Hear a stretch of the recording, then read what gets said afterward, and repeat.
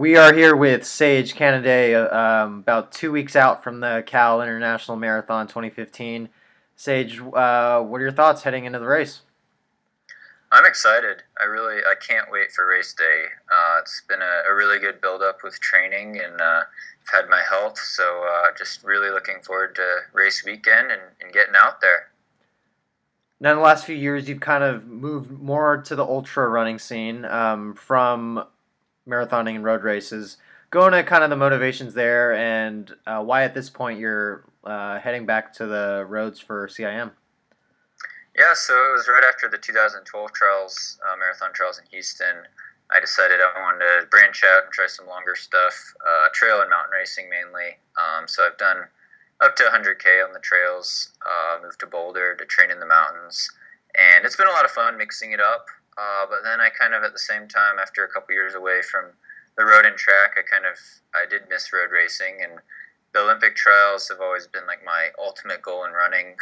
When I qualified in 2007 for my first trials, then 2012 for the Houston trials, and now hopefully for LA, I'd really like to get a third trials qualifier. So it means a lot to me to keep that streak going and to get back up there and really challenge myself with the leg speed in a really competitive race where we have all these top American marathoners going at it and try to kind of really get my speed back, flat speed, so to speak. The marathon's a speedy event for me now, so it's a great challenge and it's something that I always strive to do every 4 years.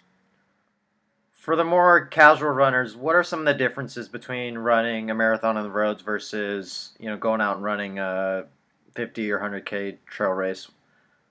A lot of it is, the overall pace is a lot slower, but it's still fairly intense. I think a lot of people think, these long ultras, you end up walking a bit or hiking, but it actually is amazingly intense for like hours on end, like, 6 or 8 hours out there. You're actually at a pretty high heart rate, and you could get the same sort of challenges that you face in a marathon and it just kind of drags it out for more hours. So nutrition's a big part of it.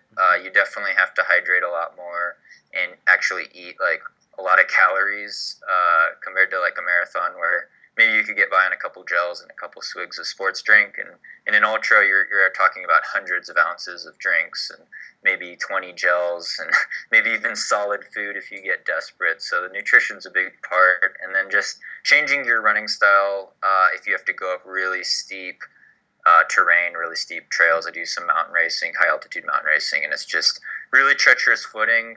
You could fall and hurt yourself. I've gotten stitches twice already from racing on trails and falling and hitting rocks basically and slicing my knee open. So it's a little dangerous like that, but it is a slower overall pace, so you could enjoy the scenery a bit.